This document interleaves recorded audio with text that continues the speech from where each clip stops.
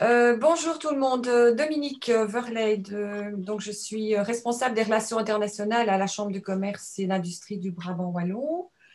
Bienvenue aujourd'hui, vous êtes très nombreux, le sujet a beaucoup de succès. Apparemment, c'est une thématique qu'on reprend chaque année puisque la thématique des licences, des Ws, etc., change régulièrement. Donc on doit régulièrement euh, s'informer pour connaître les dernières modifications. Alors, je vais, avant de donner la parole à Madame Caponetti, je vais demander à la personne qui s'appelle Echo de se renommer. Donc, parce que là, on ne voit pas qui vous êtes, Monsieur ou Madame Echo. Et voilà. Et donc, aujourd'hui, donc, nous avons l'honneur de recevoir donc, Monsieur Michel Moraes, qui est responsable au DG06 des licences des biens à double usage et des licences aussi d'armes, hein, qui est accompagné de Madame Christine Martin et également de Lisa Caponetti. Alors, je vais, pour commencer, donner la parole à Madame Caponetti. Bonjour, Madame. Alors, bonjour à toutes et à tous.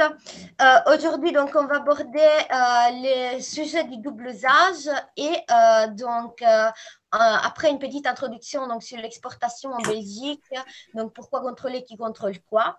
Donc, on va voir qu'est-ce que sont les biens double usage. Donc, la définition et les cadres réglementaires. Ensuite, on va passer sur les embargos qui concernent les doubles usages, donc pour l'Iran, la Syrie, la Russie et la Corée du Nord. Et ensuite, je laisserai la parole à ma collègue, Madame Martin, pour vous expliquer les licences et toutes les différentes procédures et possibilités donc pour pouvoir avoir des licences ou justement des attestations de non-visées.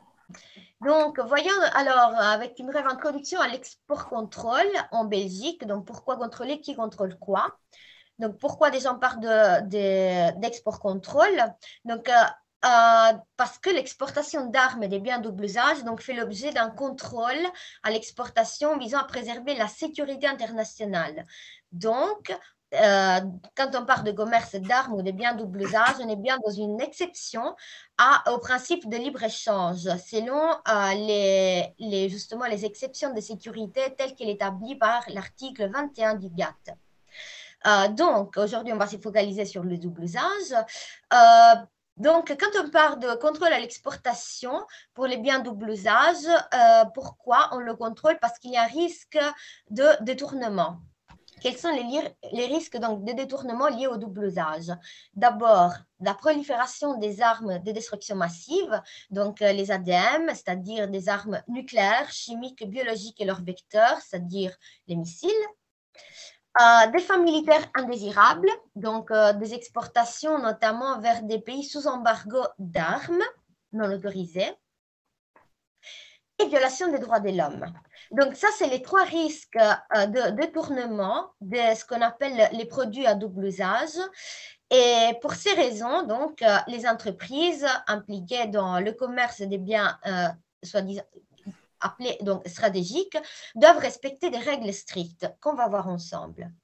Donc, avant, pourquoi donc, il y a ces régimes et donc, quelles sont un peu les règles générales? Donc, sur base volontaire, les États ont créé des régimes de contrôle multilatéraux au niveau international sur les exportations dans le but d'harmoniser, renforcer la coopération internationale afin de contrôler donc, les détournements de ces produits.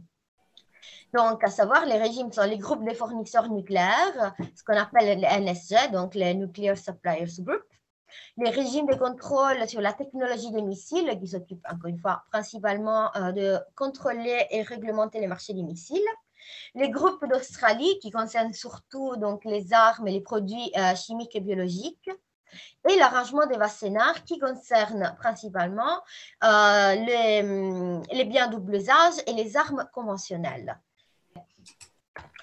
Comme je disais, on a vu les différents régimes au niveau international qui s'occupent donc de contrôler ce qu'on appelle les biens stratégiques.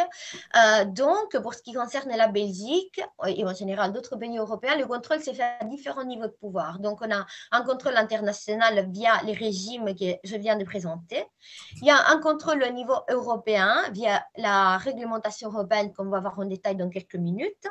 Et en plus, un contrôle national qui se limite en quelque sorte surtout à la mise en œuvre des règles européennes. En plus, pour ce qui concerne la Belgique, depuis 2003, donc la compétence pour ce qui concerne le contrôle des biens stratégiques, donc les armes et les doubles usages, c'est une compétence qui a été régionalisée. Donc, vous avez un service compétent par région. Donc, pour ce qui concerne la région wallonne, c'est la direction des licences d'armes et des biens double usage, plus une direction aussi fédérale qui assure le contrôle pour les demandes de l'armée et de la police, plus une partie pour les nucléaires. Donc, on va voir maintenant les cadres réglementaires pour ce qui concerne les doubles usages. Alors, quand on parle des doubles usages, on parle Je suis désolée, Lia, oui. Mais ça ne défile toujours pas. Ah. Voilà, là, on est au numéro 8.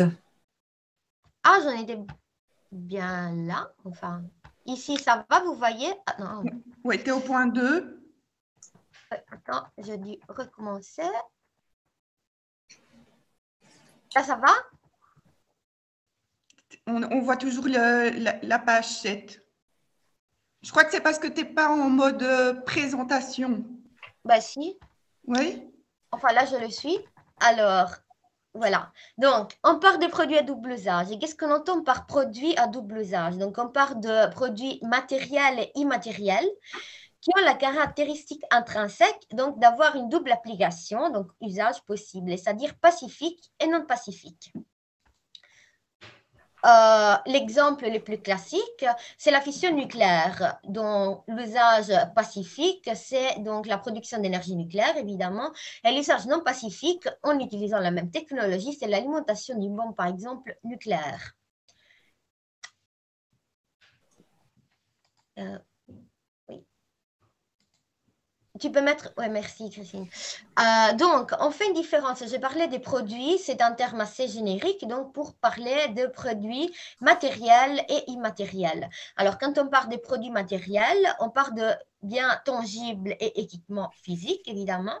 Mais j'aimerais donc attirer votre attention surtout sur les produits immatériels, parce qu'ils font aussi partie donc, des biens à double usage et de plus en plus, on est concerné par des mouvements des biens immatériels que des biens matériels. Et par biens immatériels, on parle de technologie. Et même à ce niveau-là, on peut faire la distinction entre technologie matérielle et immatérielle.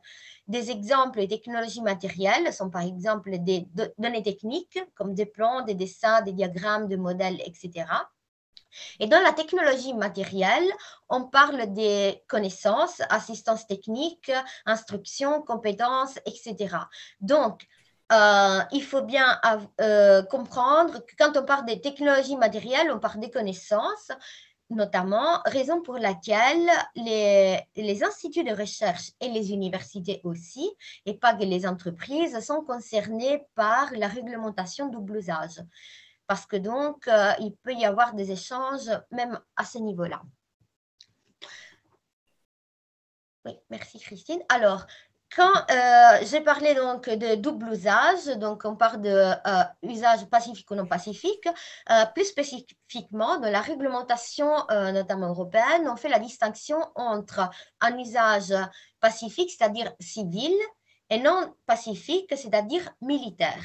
Maintenant, quand on parle d'usage militaire, c'est à interpréter dans un sens beaucoup plus large. Pourquoi? Parce que donc militaire, c'est-à-dire donc non pacifique, on entend par là des risques de détournement. Le premier, justement, purement militaire, comme par exemple un système de navigation dans un avion qui pourrait donc marcher et dans un avion civil et dans un avion militaire. mais également les risques de détournement, de prolifération d'armes de destruction massive. Donc, on parle toujours bien des produits à double usage qui pourraient contribuer à la construction d'armes de destruction massive, comme par exemple les chlores. Tout le monde à présent ce produit qui a quand même une utilisation civile et donc pacifique assez large dans l'industrie, mais qui a été utilisé tout comme d'autres produits chimiques largement employés dans l'industrie civile, par exemple pour la fabrication d'armes chimiques en Syrie, exemple. Et pour terminer, les derniers risques de détournement, c'est les risques de violation des droits de l'homme. Et ici, l'exemple le plus parlant, ça peut être certainement un système de reconnaissance faciale utilisé dans la plupart des smartphones des dernières générations, qui est utilisé d'un côté son usage pacifique, encore une fois, donc juste pour déverrouiller nos GSM, mais qui pourrait aussi, donc la même technologie, pourrait être utilisée pour la reconnaissance, donc des citoyens dissidents dans des pays autoritaires, afin de les capturer et les réduire en silence. Et voilà, la Chine, c'est un exemple, évidemment, ce n'est pas les seuls. Donc ça, c'est les risques de détournement, donc militaire, armes de destruction massive et violation des droits de l'homme. On va voir maintenant les côtés plus réglementaires, donc comment tout ça est réglé notamment au niveau européen. La base légale pour la réglementation des produits à double usage, c'est le règlement européen, que j'appellerais règlement double usage, 428 de 2009. Donc ça, c'est notre base et c'est le règlement qui constitue la base légale pour la réglementation des biens double usage. Ce règlement est complété aussi par des actes au niveau national. Pour ce qui concerne la région wallonne, c'est notamment l'arrêté du gouvernement wallon du 6 février 2014 qui met en œuvre certaines dispositions du règlement qui donc sont laissées aux États. Et pour terminer au niveau national, il y a aussi l'article 10 et 10 bis de la loi du 11 septembre du 62. Et on fait référence à cette loi, notamment pour tout ce qui concerne les régimes des sanctions. Donc, en cas de violation de la réglementation double usage, on fait référence à cette loi. Quels sont les principes pour les biens double usage? Alors, la règle, donc, dans le règlement double usage, c'est que tous les produits qui sont énumérés donc, à l'annexe 1 au règlement 428, donc règlement double usage, c'est notre liste de contrôle. Donc, c'est toute une liste de biens à contrôler qui nécessite d'une licence d'exportation octroyée par notre service pour pouvoir être justement exportés. Alors, les opérations visées sont toutes les exportations et par exportation, on parle d'opérations donc en dehors du territoire de l'Union européenne, donc du territoire douanier de l'Union européenne. Les opérations de courtage, les transits hors Union européenne, c'est-à-dire on parle des produits en provenance d'un État tiers qui passent à travers les territoires douaniers de l'Union européenne à destination d'un État tiers. Et pour terminer, les transferts. Et quand on parle des transferts, on parle des mouvements intra-européens, donc une exportation d'un pays de l'Union européenne, donc par exemple de la Belgique vers la France. Donc dans ces cas, on parle de transferts. Et pour ce qui concerne les biens double usage, ça concerne uniquement les produits qui se trouvent énumérés à l'annexe 4. Donc, le besoin d'une licence entre États membres de l'Union européenne est vrai, nécessaire, s'applique seulement dans les cadres des produits qui sont énumérés à l'annexe 4, pas pour les produits qui se trouvent énumérés à l'annexe 1. Alors, les produits qui se trouvent à l'annexe 1 sont divisés en 10 catégories qui reprennent, encore une fois, c'est donc l'annexe 1, donc notre liste de contrôle européenne. C'est une compilation des listes qu'on a vues au niveau des régimes internationaux. Donc, comme je disais, cette liste de contrôle donc des produits qui figurent à l'annexe 1 est la première compilation internationale, donc des listes des régimes internationaux que je vous ai présentés tout à l'heure. Et aussi, elle est mise à jour régulièrement, chaque année, en fonction des listes qui sont revues au niveau international. Alors, encore une fois, est-ce que là, je vous ai perdu, non, vous êtes toujours là avec moi sur les slides numéro 13? 13, oui, avec but how. Parfait. Alors, à côté des produits qui sont énumérés à l'annexe numéro 1, les États ont aussi la possibilité de contrôler des produits qui ne se trouvent pas sur cette liste. Et c'est un mécanisme qu'on appelle un mécanisme de clause des catch-all ou clause attrape-tout. Donc, c'est un mécanisme, encore une fois, donc, qui permet de contrôler des biens qui ne se trouvent pas sur l'annexe. Pourquoi? Pour essayer d'attraper un retard, par exemple, dans les développements technologiques. Donc, à un certain moment, les États peuvent décider de contrôler des biens qui ne se trouvent pas. Est-ce que là, vous voyez, donc je suis au slide 13? Oui. Oui, okay. Donc, comme je disais, juste pour terminer, l'article 8 aussi du règlement établit la possibilité pour les États de contrôler des articles pour des raisons, pour des risques que ces articles soient utilisés pour violation des droits de l'homme ou de sécurité publique. Donc, juste pour compléter les tableaux, maintenant, je vais revenir sur la question des catch-all clauses. Donc, qu'est-ce que ça veut dire? Comme je le disais, la première, donc de premier niveau, elle permet aux autorités compétentes, donc notre service à l'occurrence, de contrôler des biens qui ne se trouvent pas sur la liste, donc l'annexe 1. Et dans ces cas, les autorités qui souhaitent, pour des raisons de risque de détournement, contrôler ces biens, ils informent l'exportateur. Alors, quels sont les risques? Dans quel cas l'autorité publique va informer les exportateurs. Donc, lorsqu'il y a un risque de contribution potentielle donc à l'élaboration d'ADM, donc d'armes de destruction massive, un risque d'utilisation militaire potentielle dans un pays soumis à embargo d'armes, et pour terminer, une incorporation potentielle dans des articles militaires qui ont été précédemment exportés illégalement. Donc, dès qu'il y a un risque que certains produits qui, encore une fois, ne se trouvent pas à l'annexe 1, donc sur notre liste de contrôle, pourraient être utilisés à ces fins, l'autorité, par des sources, des informations qu'elle a, elle en informe l'exportateur qui, à ce moment-là, donc, il devra introduire une demande de licence pour pouvoir exporter les biens visés. Le deuxième cas, c'est un peu plus compliqué parce que, comme je disais, la responsabilité ici, c'est sur les exportateurs qui ont connaissance que les biens qu'ils ont l'intention d'exporter présentent des risques de détournement. Alors, les risques de détournement dans ces cadres, ils restent les mêmes. Donc, risque de contribuer à l'élaboration d'une ADM, risque d'utilisation militaire dans un pays sous embargo d'armes, ou encore incorporation militaire dans des articles qui ont déjà été exportés illégalement. Alors, dans ces cas, encore une fois, c'est l'exportateur donc qui, ayant des éléments, des connaissances, informe l'autorité et l'autorité décidera quoi faire. Donc, s'il faudra bien une licence d'exportation ou si on ne peut pas exporter les biens, par exemple. Un exemple, qu'est-ce que ça veut dire donc lorsque l'exportateur il a connaissance? Donc, par exemple, donc, si un exportateur exporte vers une entité qui a une production militaire dans un pays sanctionné, donc par exemple sous embargo d'armes, et que cette production militaire est connue du public, parce qu'on sait qu'il y a des mesures restrictives, et que ces produits peuvent être utilisés à cette fin, donc militaire. Donc, dans ces cas, on peut assumer que l'exportateur, il devait savoir et il savait parce qu'il y avait des éléments.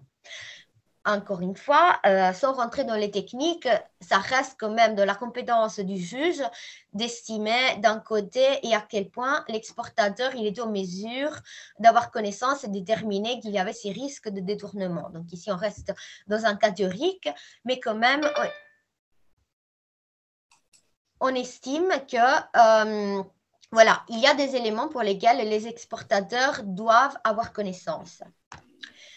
Un peu plus compliqué dans les cadres d'une catch-all numéro 3, comme je disais ici, la nuance, donc, c'est que l'exportateur, il informe l'autorité, mais ce n'est pas sur la base d'éléments dont il a connaissance, c'est sur la base de soupçons. Donc, les éléments sur lesquels c'est basé relèvent plutôt d'une série de choses inhabituelles.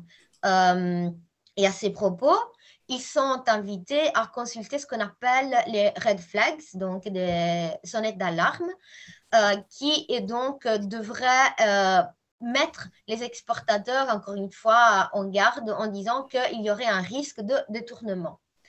Je vais revenir sur la liste de red flags à la fin, parce que donc les exportateurs, les entreprises peuvent trouver toute une série de questions et des compilations même de ce qu'on entend par donc sonnette d'alarme sur différents guides ou ce qu'on appelle les programmes internes de conformité, les PIC. Et notre service a développé un guide de ce style, donc un PIC, qui est censé aider les entreprises qui travaillent dans les doubles usages, donc à mettre en place ce système interne de conformité, mais aussi donc de se retrouver dans la réglementation et aussi les procédures en matière de double usage. Hop, voilà. Donc, comme je disais, voilà, ici, dans le cas de la clause de troisième niveau, donc on est sur la base des soupçons, pas des faits, des connaissances, on s'interroge, disons, sur des faits plutôt inhabituels. Je vais donc vous donner des exemples issus de notre guide qui sera bientôt disponible pour toutes les entreprises. Exemple, donc les clients est nouveau dans votre entreprise et vos connaissances à ce sujet sont incomplètes ou incohérentes et il est difficile de trouver des informations à son sujet. Ou alors, l'utilisateur final déclaré est une société commerciale, un distributeur, une entreprise, mais basée dans une zone de libre-échange. Dans ces cas aussi, c'est plutôt suspect. Ou encore, l'utilisateur final est lié à l'armée ou au secteur de la défense, alors que l'utilisation finale du produit, en tout cas déclarée, c'est une utilisation finale civile. Donc, ce sont des exemples, des sonnettes d'alarme qui devraient donc, inviter l'exportateur, les entreprises à s'interroger, et à ce moment-là, rien que demander même l'avis de la direction des licences d'armes qui, évidemment, peut faire appel à d'autres sources pour pouvoir vérifier l'information et donc voir s'il y a ou pas besoin de licences pour les biens visés. Quelles sont les difficultés principales pour la mise en œuvre de tout, normalement, de la réglementation double usage? Alors, pour ce qui concerne surtout la liste des contrôles, c'est que la grande majorité des produits ne se retrouvent pas sous une seule position douanière. Et donc, comme il est rare aussi qu'une position douanière ne regroupe que des produits qui soient visés. Donc, ça, c'est vraiment une des plus grosses difficultés pour les entreprises. La seule solution, c'est un examen technique, donc de la part de l'entreprise qui doit exporter les produits, de déterminer si les produits, de 1, ils tombent sous la réglementation double usage ou pas, donc si on parle de produits visés ou pas.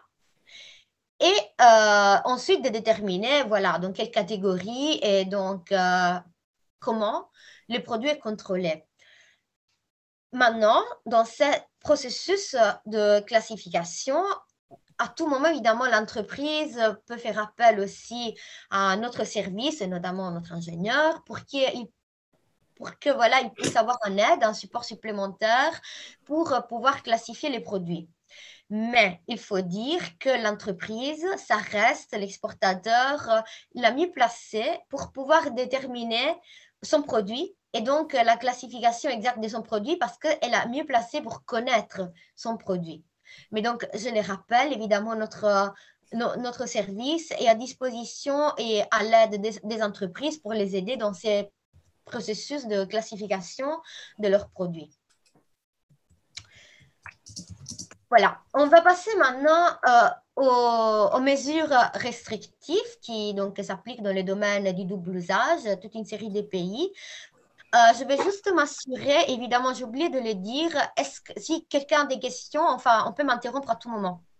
Donc, avant de continuer peut-être sur voilà, les mesures restrictives, donc de passer à une autre section de la présentation, est-ce que des participants auraient des questions sur la partie plus réglementaire et technique que je viens de présenter sur le double usage?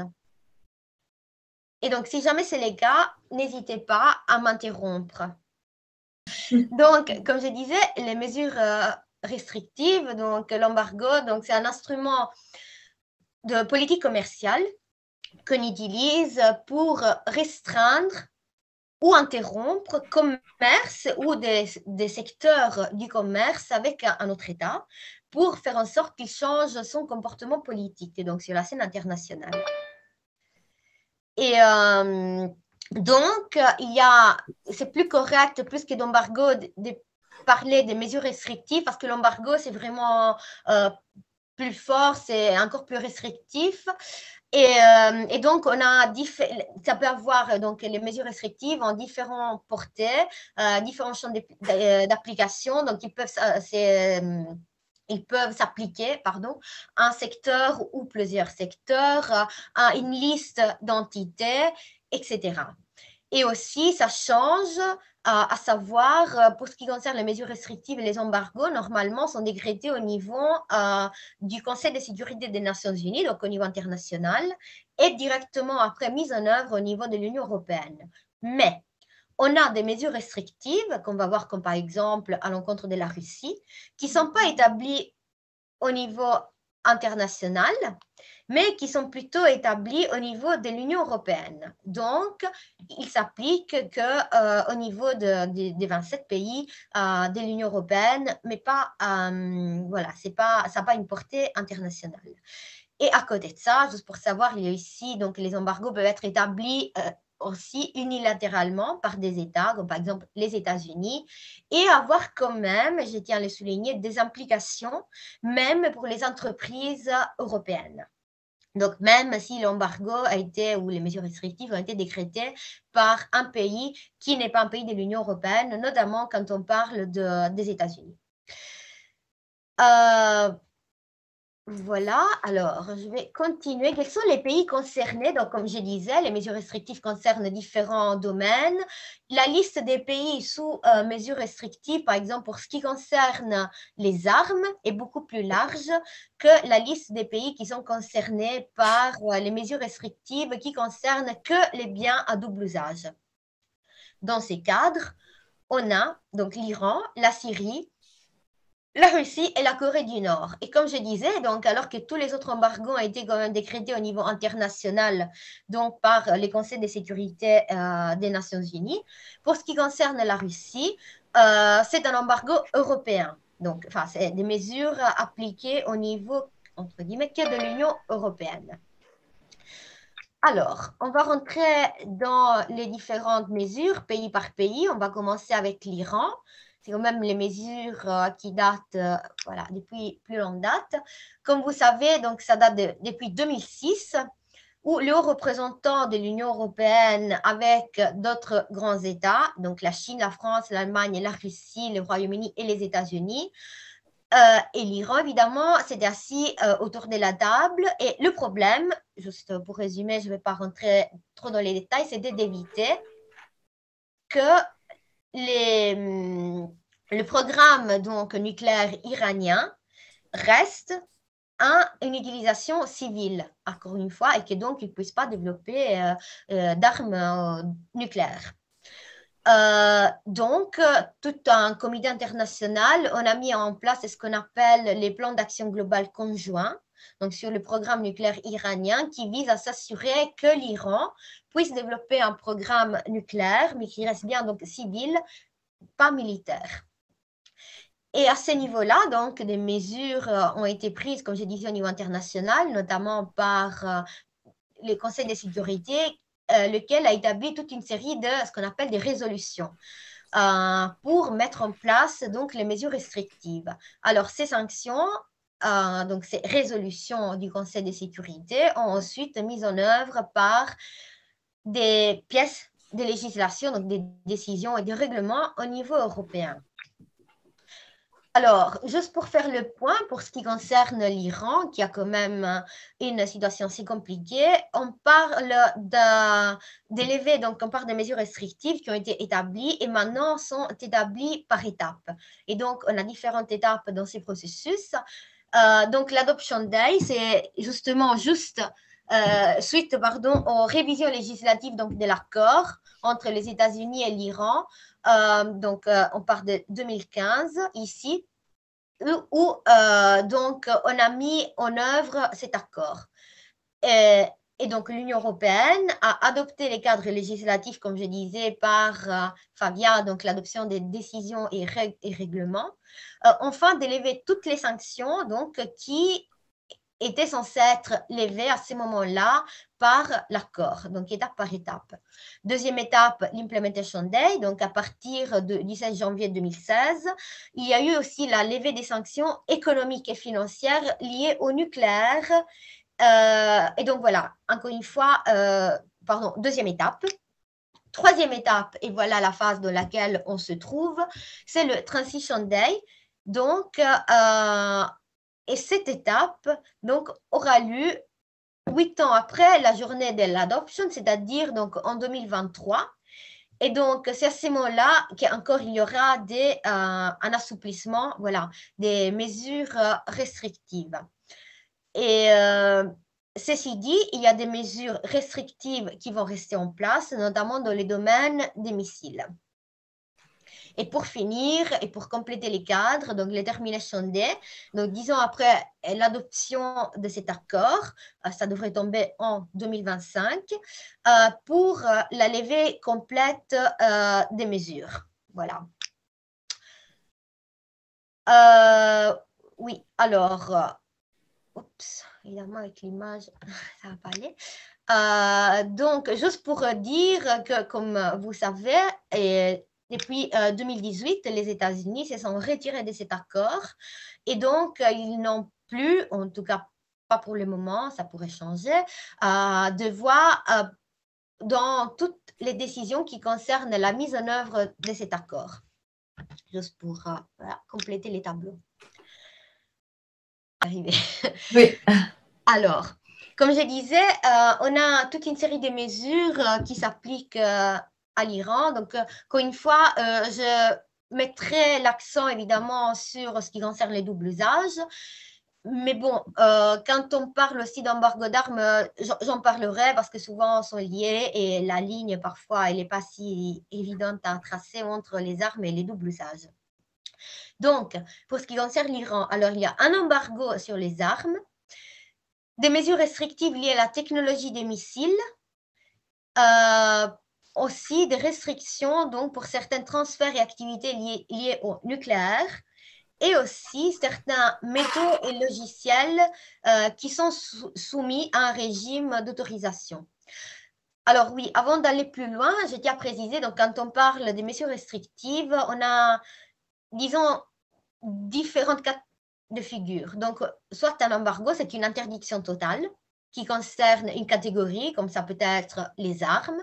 Alors, ça veut dire interdiction, ça veut dire on ne peut pas exporter, acheter, etc. Donc, pas de commerce pour les armes envers ces pays. Mais on peut être aussi dans les cas de figure plutôt être dans un régime d'autorisation.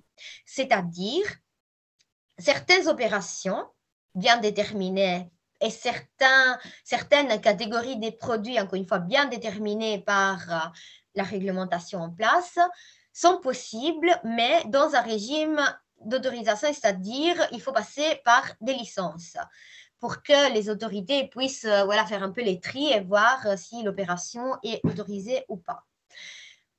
Et donc souvent, dans les mesures restrictives à l'encontre des pays, il y a un mix de ces différentes possibilités. Troisième cas de figure, c'est une interdiction mais limité à une liste, par exemple, d'entités. Donc, ce n'est pas un embargo total pour les armes tout court, mais c'est peut-être un embargo vers les armes limité à une liste de personnes ou entités publiques ou pas, qui se trouvent donc énumérées dans un règlement européen. Voilà. Et oui, pour ce qui concerne l'Iran, donc à côté des mesures qui concernent plutôt les risques de prolifération d'armes de destruction massive, et donc les risques de détournement de type A, il y a des sanctions de la part de l'Union européenne qui concernent surtout donc la situation des droits de l'homme.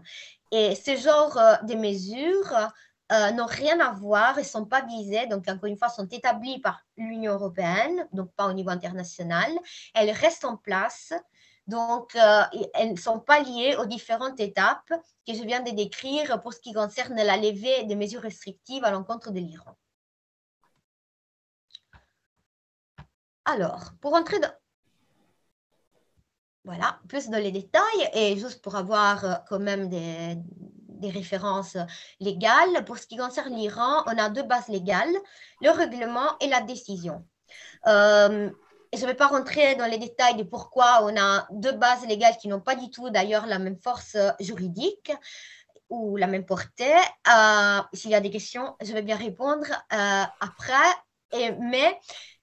Donc, petit conseil pour les entreprises qui veulent vérifier les mesures en vigueur. Passez surtout par le règlement parce que c'est dans le règlement notamment qu'il y a la liste des produits visés ou des entités. Donc, c'est plus détaillé pour des questions, encore une fois, de force juridique, en quelque sorte d'acte.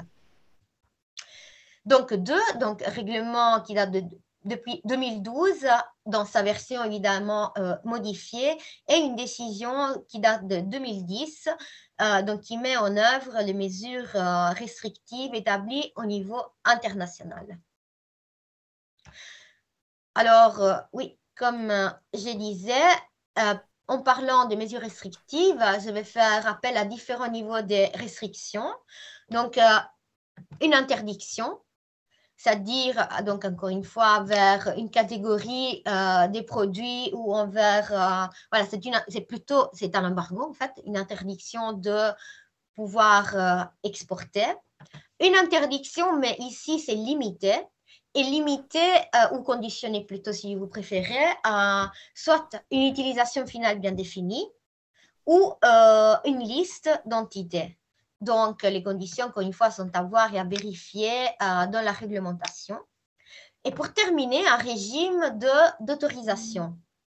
Donc, on n'est pas dans un régime d'interdiction, on est dans un régime où c'est toujours possible voilà, d'exporter, mais il faut passer voilà, par des licences. Donc, voilà trois signes pour s'orienter un peu dans les différentes mesures quand on parle des mesures restrictives à l'encontre des pays, en tout cas qu'on va voir aujourd'hui. Alors, pour tout ce qui concerne l'Iran, voilà. Donc, dans le règlement européen, c'est le chapitre 2 qui s'occupe d'établir quelles sont les restrictions à l'exportation et à l'importation. Et je parlerai donc sur la base, comme je disais, on part bien des produits qui doivent être déterminés. Et donc, comment savoir où sont déterminés? On a des annexes, des listes. Et donc, à chaque fois, pour voir quels sont ce qui est possible ou pas pour une certaine catégorie de produits, on fait référence à des listes qui se trouvent, encore une fois, dans le règlement. Donc, par exemple, l'annexe 1 de ce règlement européen, donc 267 de 2012, il y a tous les produits qui se trouvent énumérés à l'annexe 1 et qui correspondent à la liste du donc Nuclear Suppliers Group, donc on est dans le nucléaire et double usage nucléaire.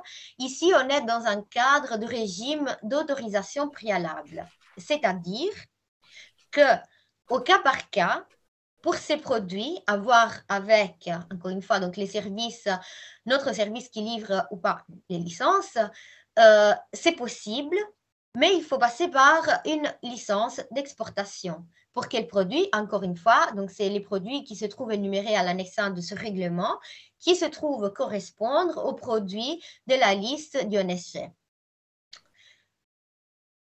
Annexe 2, ici aussi, on est dans un cadre de régime d'autorisation préalable, donc auprès de notre service, pour tout ce qui concerne les activités liées au retraitement, à l'enrichissement à l'eau lourde ou à d'autres activités. Donc, encore une fois, on est dans un cadre bien spécifique. C'est toujours possible, parce que je répète, donc on est dans un cadre où on est en train de... Les exportations qui visent les militaires et les nucléaires et les doubles usages nucléaires sont possibles, mais encore une fois à voir pour s'assurer justement qu'il n'y ait pas un risque de détournement des produits vers la prolifération d'armes de destruction massive, et dans ces cas notamment des programmes nucléaires militaires.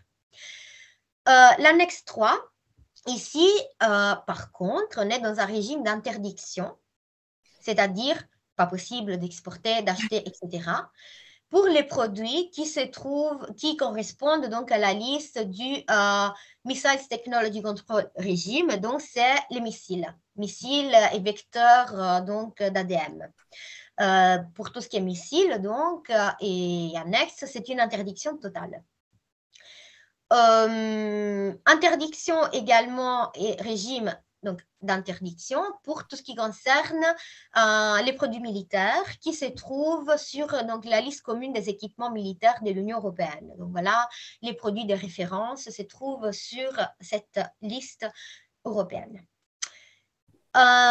Régime d'autorisation préalable aussi pour les logiciels de planification des ressources de l'entreprise expressément conçus pour être utilisés dans les industries nucléaires et militaires. Possible, les produits dont il en est question se trouvent énumérés à l'annexe 7 bis, et aussi même régime d'autorisation préalable pour les produits qui concernent donc la graphite et les métaux bruts fabriqués et semi-finis qui se trouvent énumérés à l'annexe 7 terre. Je ne vais pas rentrer dans les détails d'autres sortes de mesures restrictives, notamment qui concernent des mesures restrictives au niveau financier. Mais il y a aussi ces genres de mesures et aussi pour ce qui concerne les transports. Donc ici, on a plutôt mis l'accent, comme je disais, sur les mesures sectorielles qui concernent des produits. Donc, encore une fois, produits, je les rappelle, matériel et immatériel. Donc aussi technologie, assistance technique et services de support. Donc voilà, double usage et voilà, régime qui pourrait s'y référer. Alors, maintenant, on a détaillé dans chaque slide quelles sont les opérations aussi visées par les régimes d'autorisation ou les régimes d'interdiction. Je ne sais pas si on a le temps et voilà pour rentrer dans les détails, mais donc encore une fois, donc les signes stop pour résumer, pour rappel, c'est les signes de régime possible, enfin exportation opération, pardon plutôt possible, mais sous autorisation par notre service, donc autorisation préalable. Donc ici, licence nécessaire pour tous les biens énumérés à l'annexe 1 qui concerne donc la liste du Nuclear Suppliers Group, donc les fournisseurs nucléaires, les groupes des fournisseurs nucléaires, donc nucléaires et double usage nucléaire. Et ici, les opérations visées donc, sont là. Vendre, fournir, transférer, exporter directement ou indirectement, acheter, l'importation, les transports pour tous les produits qui se trouvent donc sur cette annexe 1. Aussi, pas seulement pour ces opérations, donc aussi pour les opérations d'assistance technique, des services de courtage et encore une fois pour ce qui concerne la clôture d'un accord, donc des accords, des arrangements commerciaux et aussi d'assistance financière et donc pour fournir tout prêt ou opération financière qui a un lien avec les biens énumérés à l'annexe 1. Annexe 2, donc ici, comme je disais, c'est plutôt des produits qui sont liés aux activités, donc pour le retraitement, le renchissement à l'eau lourde ou d'autres activités compatibles avec les plans d'action. Donc, pour entrer dans les détails et voir de quels produits on parle, il faut regarder l'annexe 1. Et idem, ici, régime d'autorisation préalable pour la vente, la fourniture, l'importation. Et pareil, assistance technique, assistance financière pour cette catégorie de produits. Annexe 3. Donc ici, on est dans le cadre des missiles et vecteurs d'ADN. C'est un régime, contrairement au précédent, d'interdiction.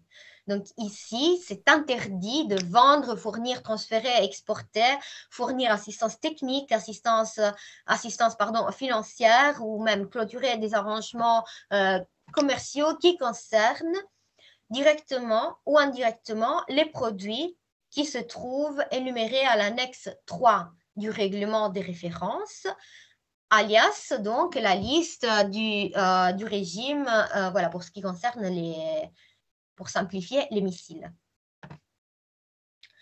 Même interdiction, comme je disais, pour tous les produits qui se trouvent à la liste militaire, enfin, énumérés, pardon, à la liste commune militaire européenne.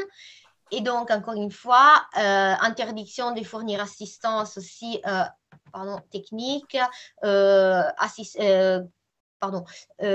services liés donc, aux produits énumérés à la liste. Donc, vous ne trouverez pas cette liste directement dans le règlement. Il faut faire référence à la liste européenne qui est publiée sur le journal officiel de l'Union européenne et d'ailleurs régulièrement mise à jour.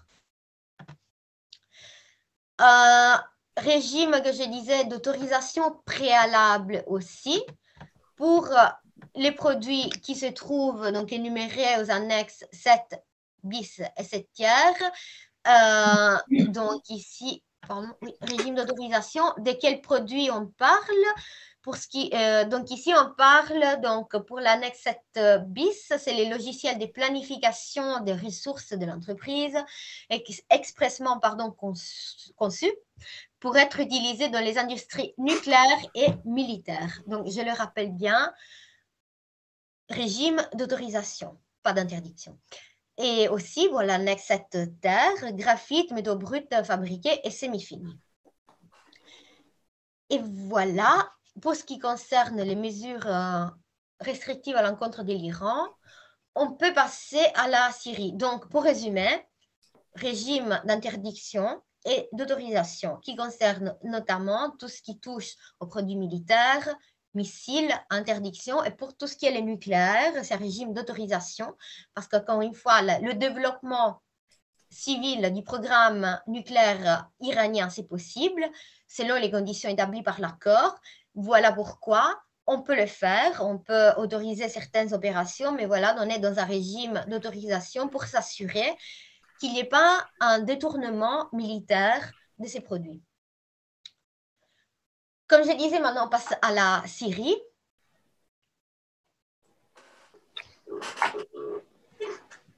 Donc pour la Syrie, on est dans un autre cas, même au niveau des produits visés et les raisons. On n'est pas dans un cadre de développement d'armes de destruction massive ou militaire, nucléaire militaire. On est plutôt dans un cadre de violation des droits des hommes. Et vous l'aurez certainement entendu, donc on est concerné principalement par un détournement des produits donc, dans les armes chimiques, l'utilisation donc, des produits chimiques à des fins donc, militaires pour armes de destruction massive chimique, d'un côté, et de l'autre, des systèmes de surveillance de la population. Donc voilà, régime dans les deux risques de détournement de référence, il y a notamment prolifération d'ADN chimique et violation des droits de l'homme. À côté donc, des mesures qu'on va voir et qui concernent les produits à double usage strictement parlant, il y a aussi d'autres mesures restrictives pour tout ce qui est les patrimoines culturel syrien. Mais bon, encore une fois, je ne vais pas rentrer dans les détails, ce n'est pas vraiment ça qui nous intéresse, c'était juste par référence et pour être un peu plus complet. Voilà, alors, comme je disais, oui, principalement les armes chimiques. Les bases légales, encore une fois, de base légale pour ce qui concerne l'Union européenne qui a établi ces sanctions, des sanctions qui ont été mises en place aussi au niveau international. Et donc, ici, on a une décision avec des décisions d'exécution. Donc, c'est des actes qui arrivent par la suite pour modifier l'acte principal, pour ajouter, restreindre ou assouplir les mesures. Donc, il faut faire référence à cette décision d'exécution aussi. Et pareil pour le règlement. Donc, c'est le règlement des références des bases. C'est le règlement 36-2012. Encore une fois, dans sa version modifiée. Donc, il faut toujours, quand on va vérifier ce genre d'actes sur le journal officiel de l'Union européenne, bien s'assurer qu'on est dans la version consolidée, c'est-à-dire la dernière version qui tient compte des modifications qui sont arrivées par la suite. Voilà, encore une fois, on fait référence à nos signes, donc un régime d'interdiction et un régime d'autorisation. Voilà, c'est pas très beau, mais... Donc, pour l'interdiction, pardon, donc c'est l'annexe 1A du règlement des références. Ici, c'est une liste des produits qui sont des équipements, biens ou technologies susceptibles d'être utilisés à des fins de répression interne. Donc, encore une fois, pour voir quel genre de produit on a à faire, il faut aller à l'annexe 1.1 du règlement pour avoir les références des produits. Et pour ces produits, c'est donc un régime d'interdiction totale. Encore une fois, pardon, à cause des risques qu'il y a eu de répression interne et violation des droits de l'homme par les moyens de ces produits. Il y a, et oui, j'ai oublié de les préciser souvent, dans ce genre de mesures restrictives, il y a toujours, ou en tout cas souvent, à vérifier selon les cas, une sorte de dérogation à la règle pour tout ce qui concerne l'humanitaire, donc d'apporter d'aide humanitaire. Alors, si les produits sont dans un but d'aide humanitaire, il y a toujours un article dans le règlement qui va le préciser. Dans ces cas, on n'est pas dans un cadre d'aide humanitaire, donc des dérogations à l'interdiction d'exportation de ces biens. On est dans, disons, il y a la possibilité d'exporter quand même, donc de passer d'un régime d'interdiction à un régime d'autorisation, à voir avec l'autorité compétente nationale, donc les services des licences, lequel, dans ces cadres, par contre, doit passer, comme je disais, principe d'interdiction pour les biens qui se trouvent énumérés à l'annexe 1.1, donc des biens qui pourraient être utilisés à des fins de répression interne. Par contre, pour la même catégorie, mais pas les mêmes produits, on a aussi un régime d'autorisation. Donc ici, on fait référence à l'annexe 9 du règlement 36-2012. Donc, on part toujours d'équipements, biens ou technologies susceptibles d'être utilisés à des fins de répression interne. Mais voilà, ce n'est pas les mêmes qui se trouvent énumérés à l'annexe 1.1, où c'est une interdiction totale, à part la possibilité de dérogation. Ici, on est dans un régime d'autorisation. Donc, oui, c'est possible en passant par des licences. Voilà, donc ce n'est pas les mêmes produits, mais on reste dans la même catégorie. Donc, attention, ça pourrait, ça pourrait créer quelques confusions. Mais non, c'est bien juste, même catégorie, pas les mêmes produits. D'un côté, un régime d'interdiction, de l'autre côté, un régime d'autorisation. Interdiction totale pour tout ce qui touche de près ou de loin aux militaires. Et les produits sont les produits qui se trouvent à la liste commune militaire européenne. Donc voilà, je ne vais pas rentrer dans les détails. Interdiction avec une dérogation.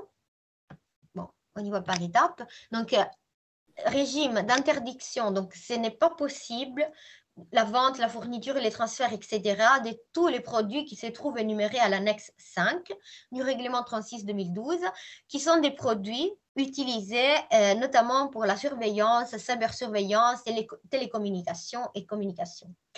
Donc, encore une fois, en parlant des violations des droits de l'homme, évidemment, ces technologies ont servi au régime autoritaire et répressif pour surveiller la population et les identifier. Donc, on est dans un régime par principe d'interdiction, mais avec la possibilité, donc avec une dérogation, la possibilité de passer d'un régime d'interdiction à un régime d'autorisation, donc passer par une licence. Encore une fois, il pourrait y avoir différentes raisons, ça dépend de l'utilisateur final, et donc de s'assurer que tout ce qui touche donc Internet, communication et surveillance pourrait être utile et nécessaire d'ailleurs d'exporter.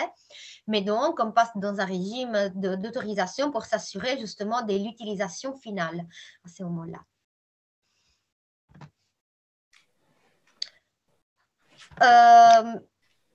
Aussi, donc, double régime, c'est-à-dire interdiction par principe avec possibilité de dérogation pour mission diplomatique ou consulaire pour tout ce qui touche au pétrole.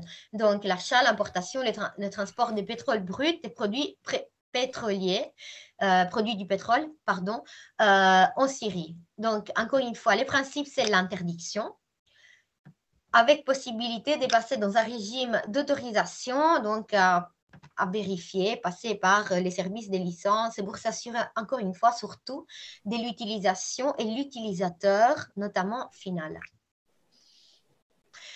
Même cas de figure, donc interdiction par principe avec possibilité de dérogation pour les produits qui sont énumérés à l'annexe 5 terre, qui concernent les carburéacteurs et additifs spécifiquement prévus pour les carburéacteurs.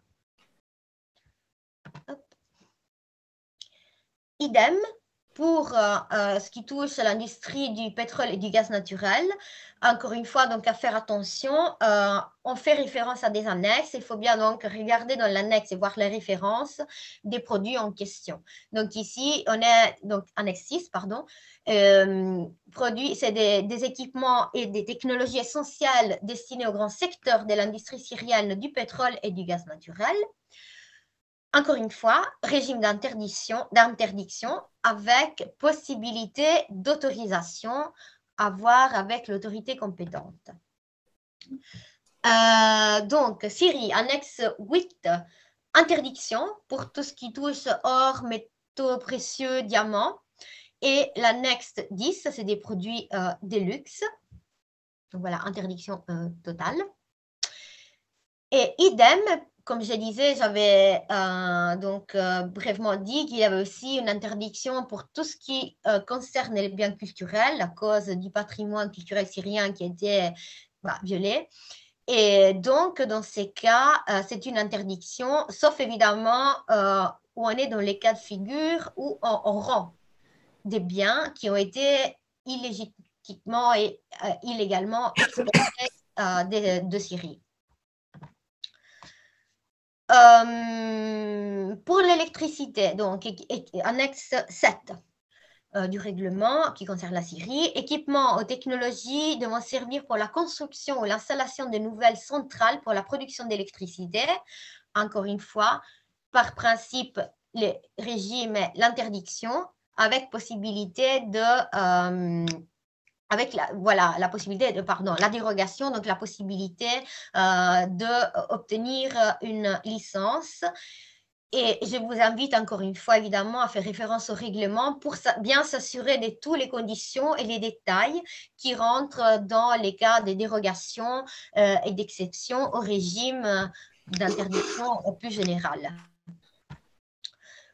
Oui, je ne vais pas encore une fois rentrer dans les détails, ça intéresse peut-être pas spécialement les entreprises ici, mais comme je disais, il y a aussi des restrictions, d'autres sortes de restrictions, notamment dans les secteurs économiques et financiers, les gels de fonds donc, et ressources économiques qui concernent notamment une catégorie d'entités, donc d'organismes qui se trouvent énumérés dans l'annexe ici, à l'occurrence 2 et 2 bis du règlement. Voilà, j'espère que vous êtes toujours avec moi et je vais passer à la Russie. Donc, les mesures restrictives qui s'appliquent à la Russie, comme je disais, différemment des autres, c'est des mesures qui ont été décrétées au niveau européen et pas au niveau international. Donc, il n'y a pas un cadre de référent, il n'y a pas une résolution du Conseil de sécurité des Nations Unies pour ce qui concerne les mesures restrictives à l'encontre de la Russie, pour une raison assez technique et politique, c'est que la Russie a droit de veto. La Russie, je disais, contrairement aux autres mesures restrictives vers d'autres pays, ici, on est dans un cadre de mesures restrictives qui ont été établies au niveau européen, pas au niveau international. Donc, vous ne trouverez pas des résolutions du Conseil de sécurité de l'ONU à l'encontre de la Russie pour des questions, comme je disais, techniques et politiques. La Russie a droit de veto, évidemment, elle n'allait pas se sanctionner elle-même. Donc, elle a exercé ses droits de veto, raison pour laquelle, entre autres, les mesures ont été adoptées au niveau européen. Alors, encore une fois, voilà, on est dans un différents cas de figure selon les produits visés, un régime d'interdiction, et pour simplifier, pour tout ce qui touche de près ou de loin aux militaires, utilisation finale militaire ou utilisateur final militaire, donc tous les secteurs, tous les produits, même double usage, destinés à un usage ou utilisateur final militaire, c'est interdiction totale. Un régime d'interdiction conditionné, c'est-à-dire ici, ça va dépendre voilà, de quel usage utilisateur final, et un régime d'autorisation. Pour ce qui concerne les secteurs, donc on va des armes, en passant par les doubles usages bien évidemment, et à d'autres secteurs comme les pétroles, etc. Alors, pour rentrer un peu plus dans les détails, donc pour ce qui concerne mesures restrictives, donc pour ce qui concerne les armes, comme je disais, c'est une interdiction totale, donc régime d'interdiction.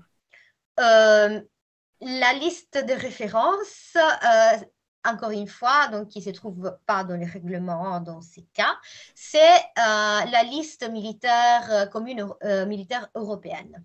Donc voilà les produits qui sont visés. Sauf, encore une fois, et ça c'est toujours possible, des spécifications, en quelque sorte, des détails qui sont clarifiés au niveau national.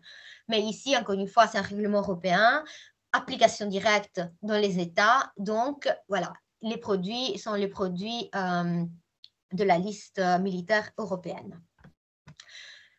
Double usage. Pour les doubles usages, on a un régime d'interdiction, mais conditionné. C'est-à-dire, c'est pas prohibé, c'est possible, sauf s'il y a un risque que l'utilisateur final soit militaire, ou aussi interdiction totale pour toutes les entités qui sont énumérées à l'annexe 4 du règlement. Donc, tous les biens double usage qui sont destinés à un usage ou à un utilisateur final militaire en Russie, c'est interdiction. Et interdiction également de tout ce qui concerne les doubles usages pour les produits vers cette liste d'entités. Donc, voilà, c'est une liste d'entités qui se trouve, je le répète, à l'annexe 4 du règlement. Et donc ici, interdiction pour les doubles usages vers ces organismes. D'autres mesures sectorielles, pour ce qui concerne les pétroles notamment, c'est un régime d'autorisation.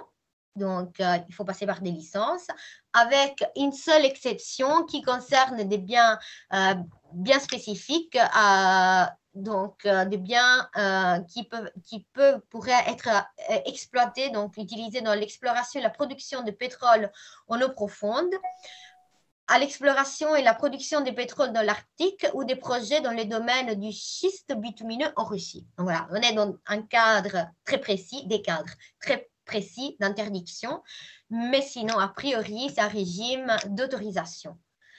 Donc, des licences pour tout ce qui concerne les biens énumérés à l'annexe, pardon, je voulais les dire, 2 du règlement de référence.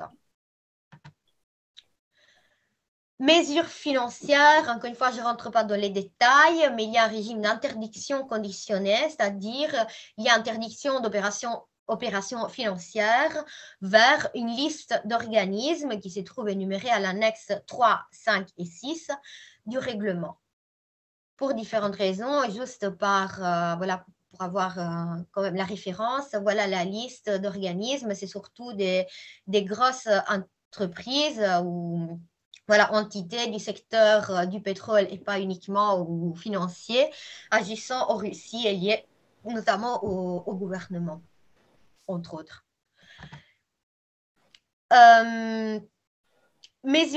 Pareil pour donc mesures restrictives sectorielles, mais pour ce qui concerne les opérations financières, ici aussi, voilà, vous avez une liste. Et là, voilà.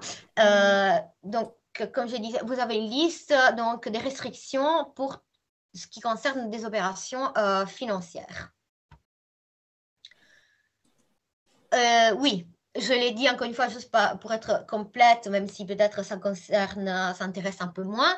Il y a aussi des mesures restrictives individuelles.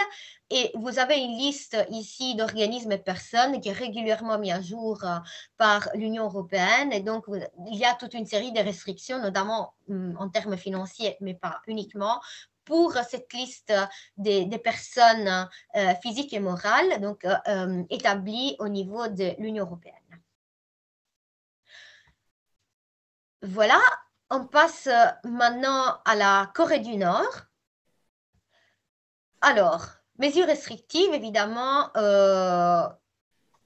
tout le monde connaît les faits des politiques internationales, donc notamment en matière ici de restrictions pour ce qui concerne les nucléaires et donc les missiles. De façon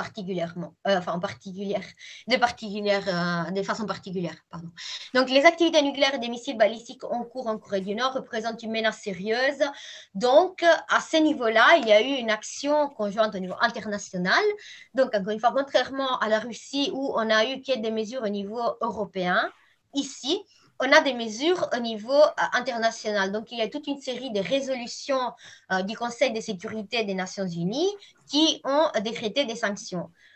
Donc, je ne vais pas rentrer dans les détails. Il y a eu toute une longue série de résolutions qui ont été mises en œuvre par d'autres actes au niveau européen.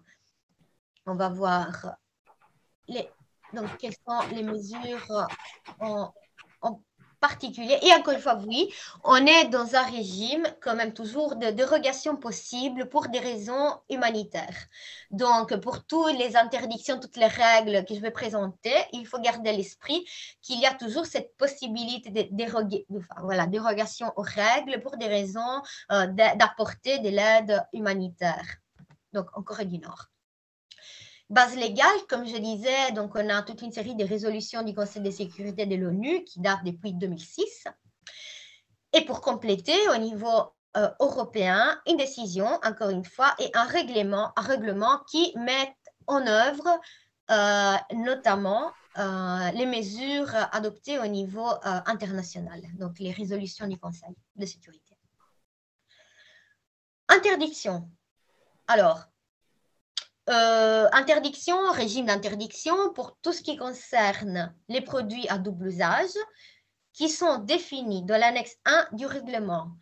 Petit rappel, l'annexe 1 du règlement 428, c'est le règlement double usage par excellence qu'il y a au niveau européen. Donc, pour comprendre quelles sont les interdictions à tout niveau d'opération, donc d'exportation, directement, indirectement, etc., Pour ce qui concerne les doubles usages, interdiction, et pour avoir la liste des références, il faut se référer à l'annexe 1 du règlement 428-2009, donc la liste de contrôle européenne.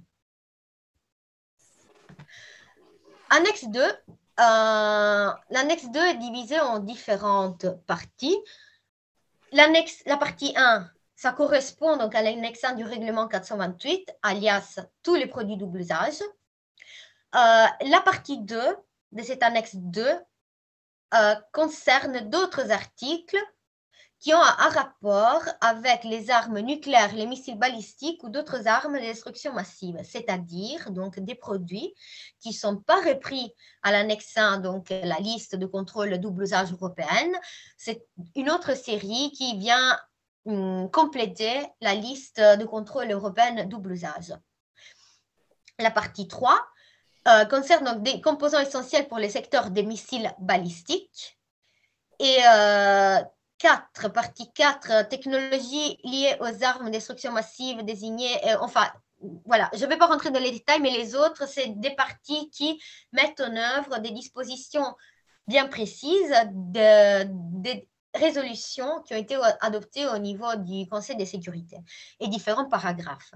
Donc voilà, c'est un dispositif de mise en œuvre législatif, si on veut, européen, pour mettre en œuvre des parties bien spécifiques des résolutions.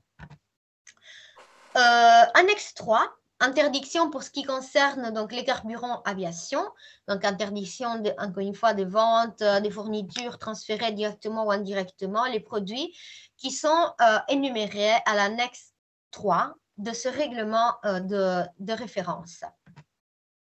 Idem pour les biens qui sont énumérés à l'annexe 4 et qui concernent l'or, les minéraux de titane, les minéraux de vanadium, etc., et des terres rares, donc toute une série de minéraux voilà, qui se trouvent énumérés à l'annexe 4. Interdiction, donc interdiction, encore une fois, donc pas d'opération possible, sauf encore une fois en cas de dérogation pour des raisons d'apporter de l'aide humanitaire. Pareil, pour les produits qui sont énumérés à l'annexe 5, la huile, les fers, les minéraux de fer, interdiction totale. Produits pétroliers, on le trouve, donc si on veut savoir de quels produits on est en train de parler, donc il faut faire référence à l'annexe 5 du règlement de référence. Idem, interdiction totale pour cuivre, nickel, argent et les zinc, annexe 7 du règlement. Ensuite, un régime d'interdiction, encore une fois, avec des dérogations possibles à vérifier avec les autorités compétentes, alias notre service, pour tout ce qui concerne articles vers les forces armées. Donc, c'est une interdiction par principe. J'essaie de faire en sorte que vous voyez, voilà. Vendre, fournir, transférer directement ou indirectement. Si l'exportateur sait ou a des motifs raisonnables de croire que cet article est destiné directement ou indirectement aux forces armées à la Corée du Nord ou l'exportation de cet article pourrait renforcer ou accroître les capacités opérationnelles des forces armées d'un État autre que la Corée du Nord.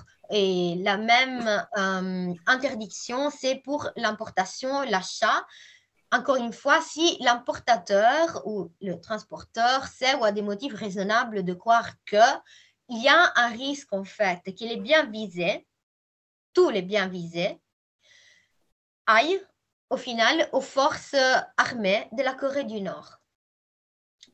Et la seule exception, comme je disais, donc, c'est à vérifier avec les autorités au cas par cas, justement pour vérifier les risques de détournement.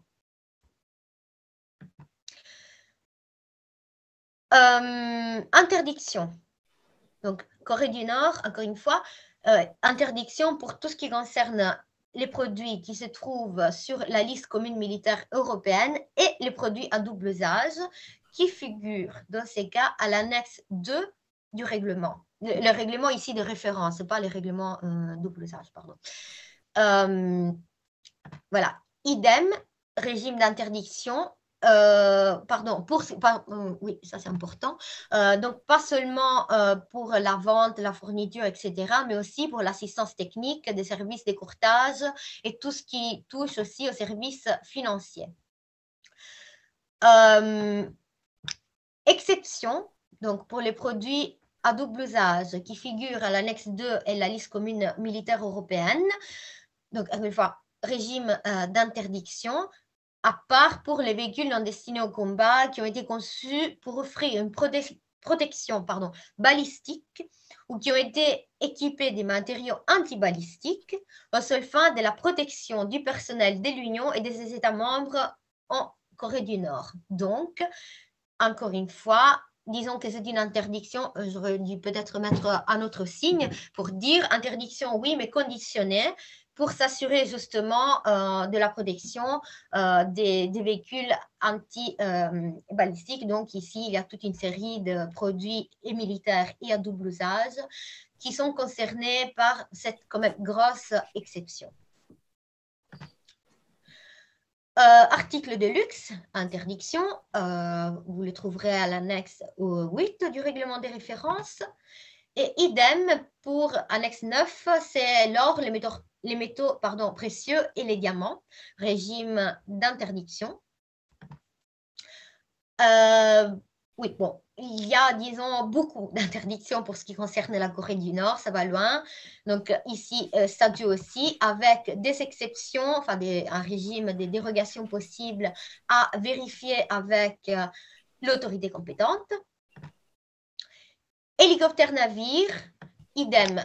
A priori, c'est un régime d'interdiction avec possibilité quand même d'autorisation à voir avec les autorités, donc par notre service, mais avec voilà, une étape supplémentaire à faire, donc c'est-à-dire que donc, les demandes pourraient prendre encore plus de temps parce qu'il faut que l'autorité compétente nationale, donc notre service en l'occurrence, au niveau national, passe aussi par les comités des sanctions. Donc, les comités des sanctions, c'est un comité qui est établi au niveau du Conseil de sécurité de l'ONU. Donc, a priori, interdiction encore une fois, mais possible avec des dérogations, en passant aussi, pas seulement par les services compétents nationaux, mais en plus avec approbation préalable par les comités des sanctions au niveau donc, de l'ONU, du Conseil de sécurité de l'ONU. Produits de la mer, donc tout ce qui est coquillage, crustacés, etc., interdiction. Bon, ça peut en quelque sorte rentrer dans produits de luxe, mais voilà, pour être clair, interdiction. Et plomb, minéraux de plomb aussi, interdiction pour la Corée du Nord. Annexe 11, cadre donc condensat des gaz et les liquides et gaz naturels, interdiction. Donc, je vais un peu plus rapidement parce que, bon, comme je disais, il y a beaucoup d'interdictions. Et a priori, encore une fois, toutes sortes d'interdictions sont à vérifier avec les autorités compétentes et à voir quels produits exactement sont concernés. Et c'est pour ça qu'on a mis la référence à chaque fois de l'annexe. Produits pétroliers raffinés aussi, interdiction a priori. Pétrole brut, idem. Textile, régime d'interdiction avec, dans ces cas, la possibilité de passer d'un régime d'interdiction à un régime d'autorisation, avoir un avec l'autorité compétente nationale et deux aussi avec les comités des sanctions. Donc, encore une fois, il faudra que l'autorité compétente nationale passe par les comités des sanctions au niveau du Conseil de sécurité. Produits alimentaires et agricoles, interdiction. Et encore une fois, et je vous rappelle juste la dérogation générale pour l'apport de l'aide humanitaire, notamment dans les cas des denrées alimentaires et agricoles, les produits agricoles. Machines et matériel électrique, idem, c'est l'annexe 11 du règlement de référence. Terre et roche aussi, produits donc, qui font référence à l'annexe 11, qui est divisée en plusieurs parties. Vous le voyez, il y a différentes parties donc, qui touchent à des produits justement du sol. Ici aussi, interdiction pour ce qui concerne les bois, les navires, ici avec la différence où on est dans un régime a priori d'interdiction et possibilité de passer par une licence, donc pour les navires. C'est intéressant sûrement pour certaines entreprises, donc possibilité à voir avec les services. Interdiction aussi pour tout ce qui touche aux machines industrielles, véhicules de transport, fer, acier et d'autres matériaux, métaux. Annexe 11, encore une fois que je disais, divisé en plusieurs parties. Régime d'autorisation ici pour tout ce qui touche aux pièces de rechange nécessaires pour maintenir la sécurité du fonctionnement des avions des lignes civiles commerciaux. Donc, encore une fois, on est dans un cadre bien spécifique et les produits de référence sont énumérés à l'annexe 11, partie 13, à l'occurrence, sauf qu'ici, voilà, on n'est pas dans un régime d'interdiction, mais d'autorisation. Et pour terminer, régime a priori d'interdiction aussi pour la fourniture de toute une série, de services, notamment liés annexes aux industries extractives ou des services annexes aux industries manufacturières dans les secteurs des industries minières, chimiques et des raffinages. Interdiction a priori avec possibilité de passer à régime d'autorisation à voir avec les autorités compétentes.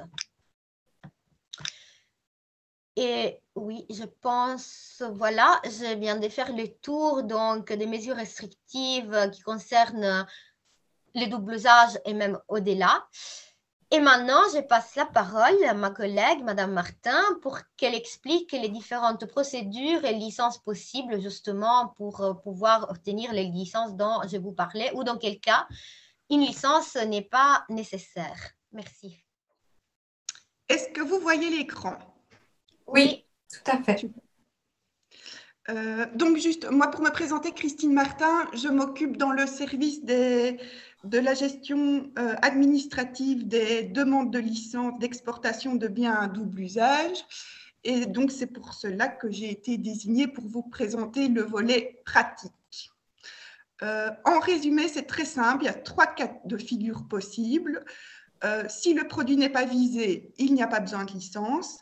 Si le produit est visé, il faudrait une licence. Et si le produit n'est pas visé, mais que ce produit ou que le destinataire est problématique, il faudra introduire une demande d'attestation de non-visé. Produit problématique, je veux plutôt dire que le produit est peut-être proche, le code douanier du produit est proche d'un produit visé.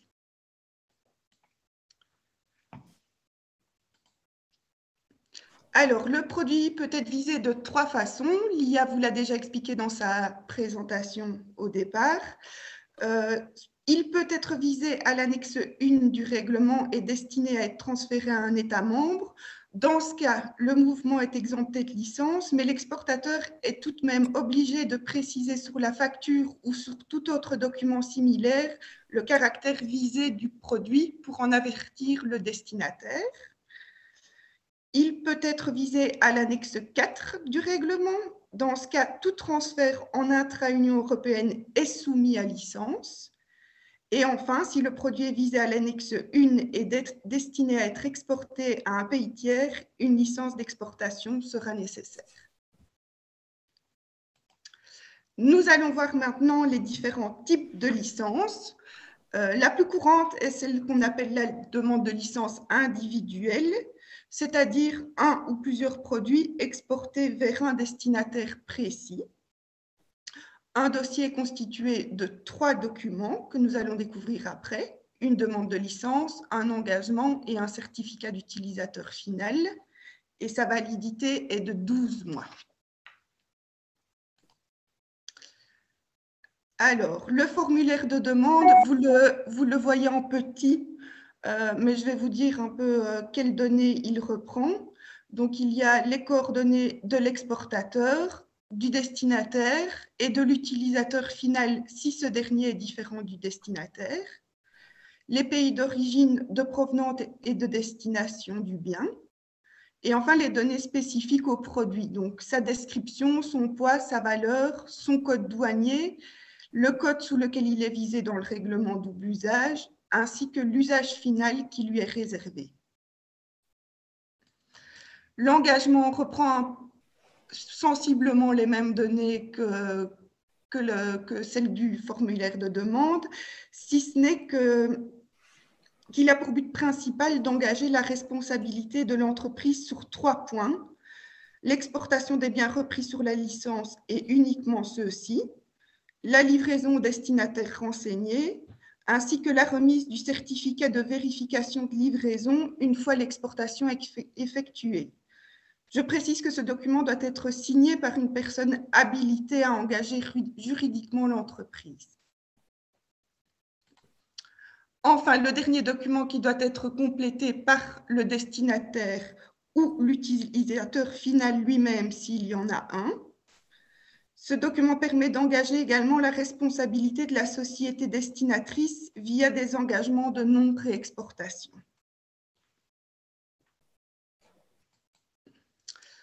Ensuite, on a la licence globale qui est valable pour un ensemble de pays qui doivent être précisés dans la licence et éventuellement pour tous les clients potentiels de ces pays. C'est une licence qui est étudiée au cas par cas parce que vers des destinations sensibles, c'est une licence qu'on évitera. Celle-ci s'obtient sans devoir fournir un certificat d'utilisateur final, mais l'entreprise doit en revanche nous remettre un listing à la fin de l'échéance de celle-ci, reprenant par pays le nom et l'adresse des différents destinataires et précisant par destinataire les désignations et quantités de biens exportés. Elle est également valable 12 mois.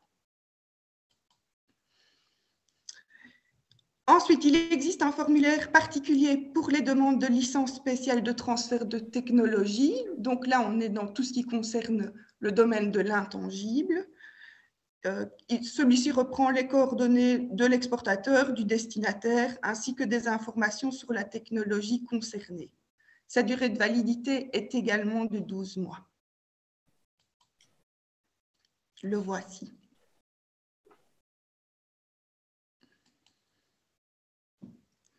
Enfin, il existe aussi une série d'autorisations générales d'exportation de l'Union. Je me contenterai de citer celle à laquelle beaucoup de sociétés ont recours, la EU 001, qui est valable pour toutes les exportations vers les pays suivants, l'Australie, le Canada, les États-Unis, le Japon, la Norvège, la Nouvelle-Zélande. Plus récemment, on y a également ajouté le Royaume-Uni de Grande-Bretagne et l'Irlande du Nord, ainsi que la Suisse et y compris le Liechtenstein. La durée de validité de celle-ci est indéterminée, donc le dossier de demande est un peu plus conséquent. Vous aurez notamment à remplir un formulaire, à nous donner les statuts de la société, un programme interne de conformité de la société, un modèle de registre, etc. Et si vous voulez découvrir les autres autorisations générales d'exportation que l'on vous propose, elles sont disponibles sur notre site internet. Voilà, ça c'était pour le volet licence. Donc, je vous le disais, quand le produit n'est pas visé, mais que la destination est problématique ou que le code douanier du produit est proche de celui d'un produit visé, une attestation de non visé est nécessaire. C'est géré par ma collègue Madame Dumont. Et voici le formulaire qu'elle vous fait parvenir en cas de demande. C'est un petit peu comme une demande de licence. Il faut aussi compléter évidemment les coordonnées de la société exportatrice, du destinataire et des informations sur le produit. Et celui-ci est également valable 12 mois. Enfin, je termine en vous expliquant concrètement, dans un cas comme dans l'autre, comment ça se passe lorsque l'on reçoit une demande. D'abord, on vérifie si le dossier est complet et cohérent. On passe ensuite à l'analyse technique du produit. C'est la firme qui s'est occupée du premier examen, mais l'ingénieur du service prend ensuite le relais et il peut s'appuyer sur les précédents avis techniques. Il a la possibilité de consulter ses collègues belges ou étrangers et peut prendre contact éventuellement avec d'autres experts. Au niveau du destinataire, il y a d'abord un travail de consultation sur les sources ouvertes pour en apprendre plus dans nos archives, en allant revoir des notes reçues d'autres services et en vérifiant si le destinataire n'a fait l'objet d'aucun refus international. Si c'est le cas, nous devons demander l'avis du pays émetteur et selon les conclusions de ces différentes consultations, il peut s'en suivre une demande de renseignements supplémentaires.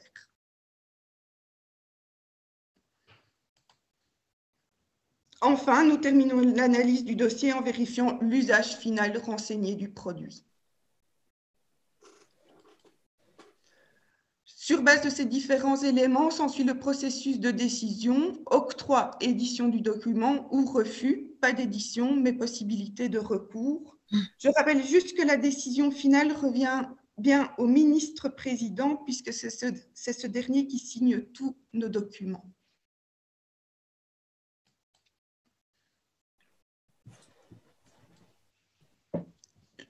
J'enchaîne pour toi, Lia.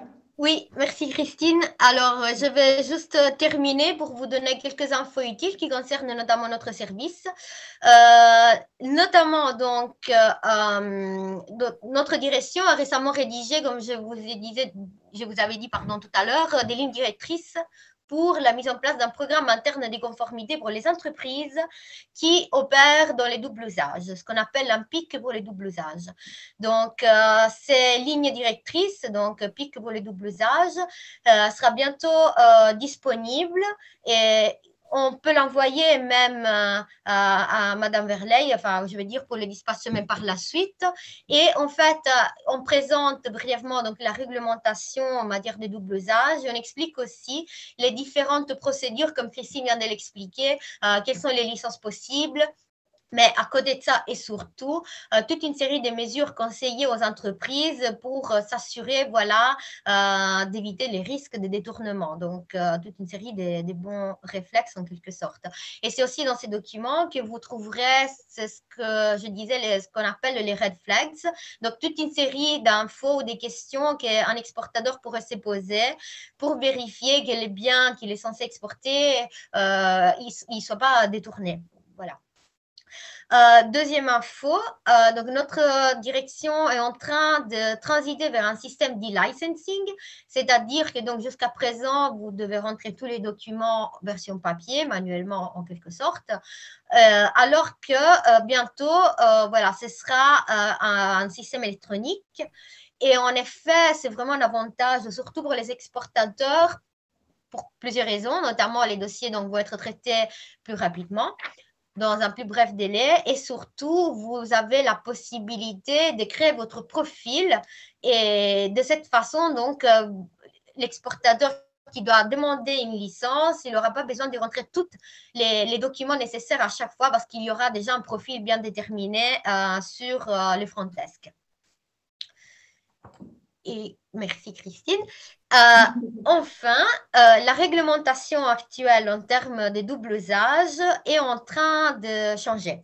Alors, les fameux règlements double usage 428 dont je vous parlais, il sera bientôt remplacé par un nouveau règlement européen qui devrait être publié sur le journal officiel de l'Union européenne en mai 2021 et rentrer en vigueur, en tout cas cette idée, rentrer en vigueur 90 jours après la date de sa publication. Donc, disons qu'on l'aura pour l'automne prochain. Qu'est-ce que ça va changer? C'est quand même un règlement beaucoup plus ambitieux que le présent.